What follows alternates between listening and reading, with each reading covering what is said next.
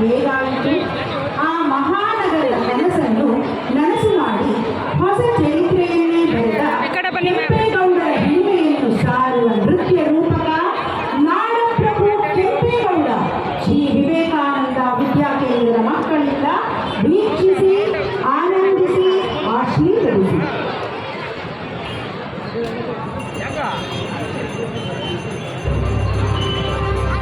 Hello, ಗಂಡುಗಳು ವೀರ, ಕನ್ನಡ ಕೋರ, ನಿರ್ಮಿಸಿದ ನೋಡ ಕೆಂಪೇಗೌಡ ಎಂದೆಂದಿಗೂ ಅಜರಾಮರ. ಸಾರ್ವಜನಿಕರು ಅವಕಾಶ ಮಾಡಿಕೊಡಿ, ಸ್ವಲ್ಪ ದೂರ ಹೋಗಿ. ಬಹಳ ಹಸಿವಾಗುತ್ತಿದೆಯಲ್ಲ. ಇದು ನಿರ್ಜನ ಪ್ರದೇಶ, ಯಾರೂ ಇರುವಂತಿಲ್ಲ. ಮುಂದೆ ಹೋಗಿ ನೋಡುತ್ತೇನೆ. ಹಾ, ಇಲ್ಲಿ ಗುಡಿಸಲೊಂದು ಇದೆ, ಅಲ್ಲಿ ಹೋಗಿ ನೋಡುತ್ತೇನೆ ಯಾರಾದರೂ ಇದ್ದಾರಾ ಎಂದು.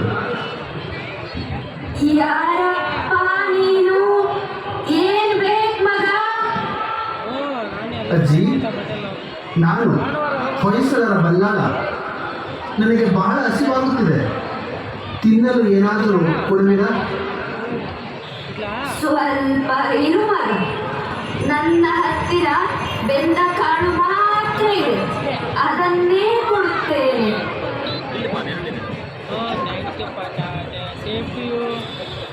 ಇಂತಹ ನಿರ್ಜನವಾದ ಪ್ರದೇಶದಲ್ಲಿ ನನ್ನ ಹಸಿವನ್ನು ನೀಗಿಸಿದ್ದೀಯಾ?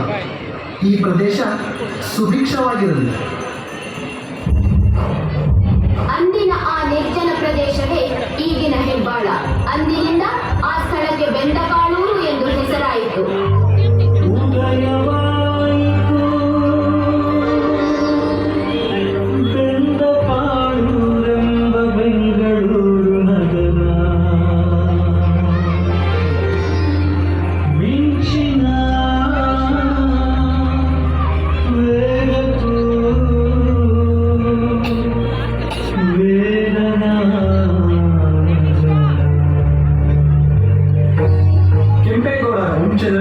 ಸ್ತ್ರೀಗೌರವ ರಕ್ಷಣೆಗಾಗಿ ಪುಂಡ ಪಾಳೇಗಾರರ ಅಟ್ಟಹಾಸವನ್ನು ಅಡಗಿಸಿ ಪ್ರಾಂತ್ಯಗಳನ್ನು ವಿಸ್ತರಿಸಿ ನಿರ್ಮಿಸಿದ ಮಹಾನಗರವೇ ನಮ್ಮ ಬೆಂಗಳೂರು.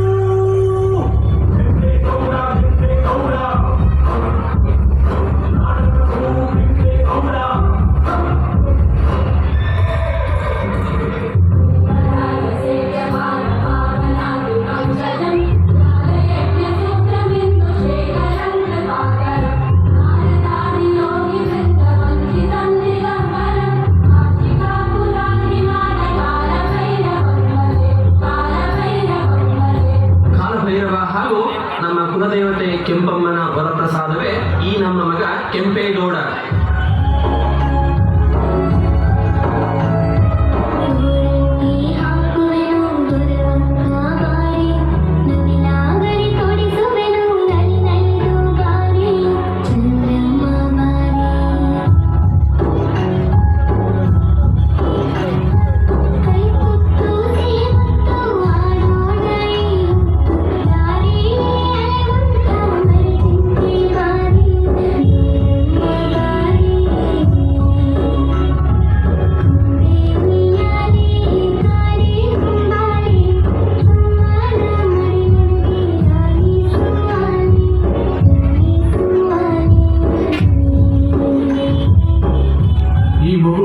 ಹಿರಿಯ ದೊರೆಯಾಗಿ ಅಪಾರವಾದ ಕೀರ್ತಿಯನ್ನು ಗಳಿಸುತ್ತಾನೆ.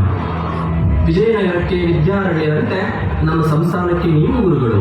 ಸೂಕ್ತ ವಯಸ್ಸಿಗೆ ನಿಮ್ಮ ಗುರುಕುಲದಲ್ಲಿ ನಮ್ಮ ಕುಮಾರನನ್ನು ಸಕಲ ವಿದ್ಯಾಪಾರಂಗತನನ್ನಾಗಿ ಮಾಡಬೇಕೆಂದು ತಮ್ಮಲ್ಲಿ ವಿನಂತಿ.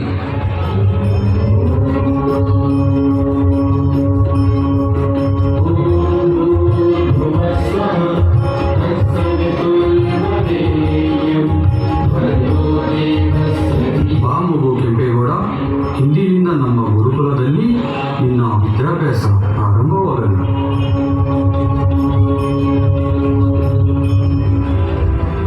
ಪಾಠ ಪ್ರವಚನಗಳ ಜೊತೆ ಮಲ್ಲಯುದ್ಧ, ಕತ್ತಿ ವರಸೆ, ದೊಣ್ಣೆ ಒರಸೆಯ ಅಭ್ಯಾಸ.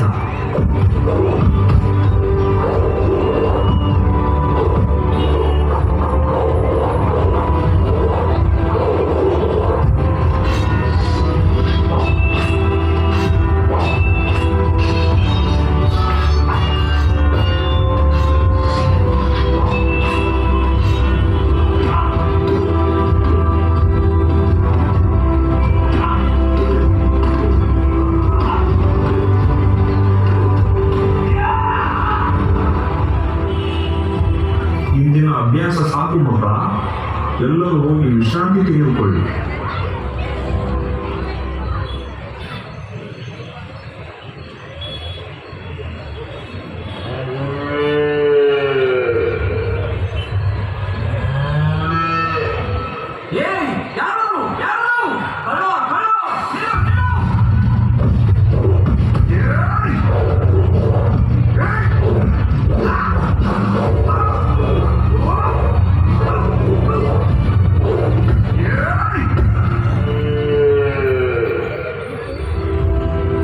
ಬರೇ ಕೆಂಪೇಗೌಡ, ನಾನು ಕಲಿಸಿದ ವಿದ್ಯೆ ಸಾರ್ಥಕವಾಯಿತು.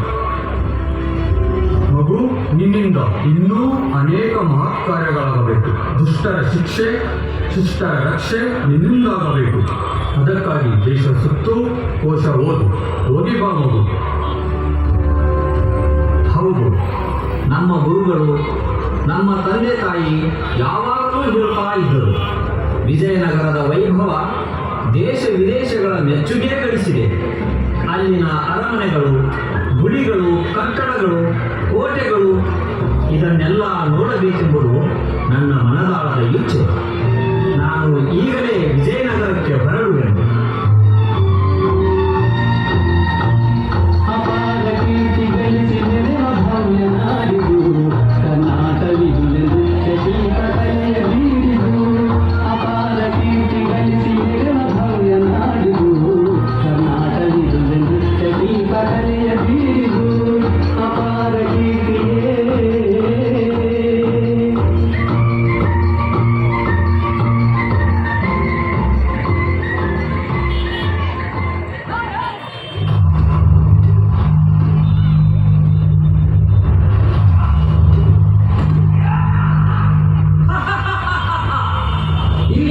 ಎಲ್ಲರನ್ನು ಮಣ್ಣು ಮುಗಿಸಿದ್ದಾಯಿತು. ನಿಮ್ಮಲ್ಲಿ ಯಾರಾದರೂ ಗಂಡುಗಳಿಗಳು, ವೀರಕಲಿಗಳು ಇದ್ದೀರಾ? ನಾವಿದ್ದೇವೆ. ಆರಂಭಿಸೋಣವಾ?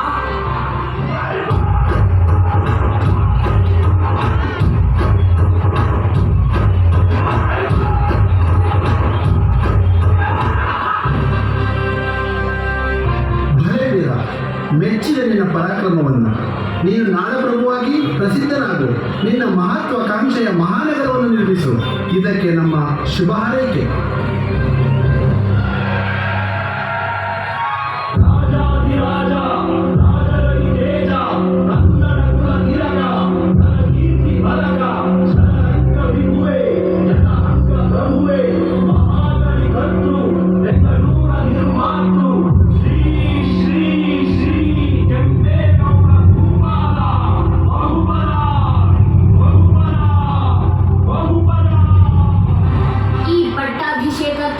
ಕೆಳದಿ, ಬೆಳಗುತ್ತಿ, ಚಿತ್ರದುರ್ಗ, ಸೀರ್ಯ, ಚನ್ನಪಟ್ಟಣ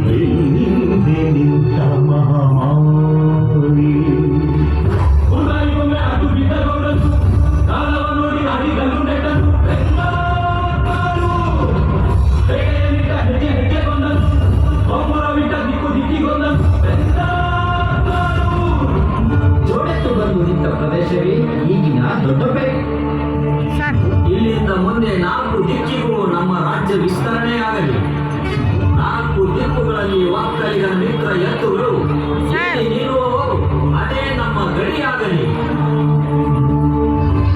ಇದೇ ಬೆಂಗಳೂರು ನಗರದ ಗಡಿ. ಪೂರ್ವಕ್ಕೆ ಹಲಸೂರು, ಪಶ್ಚಿಮಕ್ಕೆ ಕೆಂಪಾಪುಧಿ ಕೆರೆ ಏರಿಯ ಮೇಲಿನ ಸೊಂಡೆಕೊಪ್ಪ, ಉತ್ತರಕ್ಕೆ ಯಲಹಂಕ, ದಕ್ಷಿಣಕ್ಕೆ ಆನೇಕಲ್ಲು,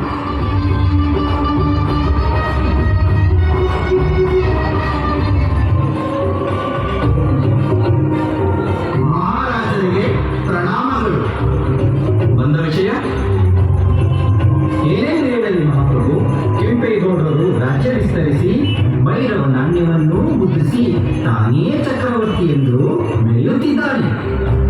ವಿಜಯನಗರದ ಕೀರ್ತಿಗೆ ಧಕ್ಕೆ ಬರಬಾರದೆಂದು ತಮ್ಮ ಗಮನಕ್ಕೆ ತಂದಿದ್ದೇವೆ ಪ್ರಭುಗಳೇ. ಓಹೋ, ಹೀಗೋ ವಿಷಯ. ಯಾರಲ್ಲಿ ಈ ಸಂದೇಶವನ್ನು ಕೆಂಪೇಗೌಡರಿಗೆ ತಲುಪಿಸಿ. ವಿಜಯನಗರದಲ್ಲಿ ಕೆಂಪೇಗೌಡರ ಬಂಧನ.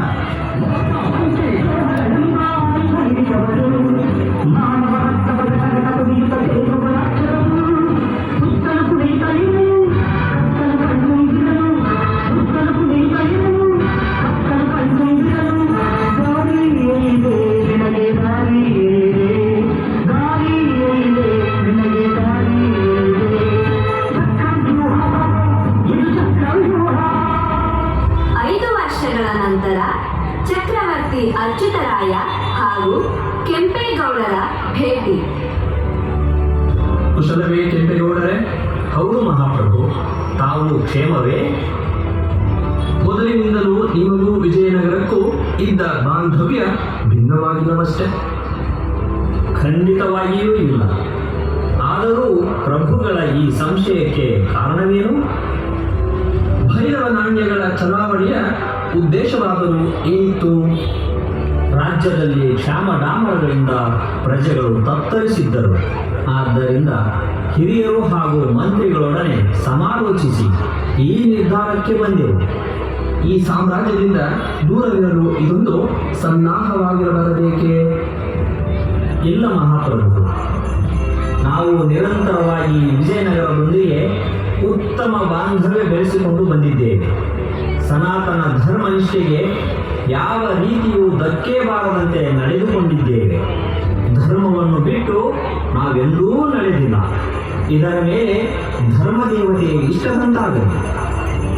ಭಲೇ ಕೆಂಪೇಗೌಡ, ಭೀತಿಯ ಸೋಂಕು ಇಲ್ಲದ, ಪಾಪದ ಲೇಪವಿಲ್ಲದ ನಿಮ್ಮ ನುಡಿಗೆ ನಾನು ಮಾರು ಹೋದೆ. ನಿಮಗೆ ಶುಭವಾಗಲಿ. ನಿಮ್ಮ ಮಹಾನಗರದ ಕನಸು ನನಸಾಗಲಿ. ಕೆಂಪೇಗೌಡರು ತಮ್ಮ ಸಾಮ್ರಾಜ್ಯಕ್ಕೆ ಬರುವರು. ಅಂದು ವಿಜಯದಶಮಿ.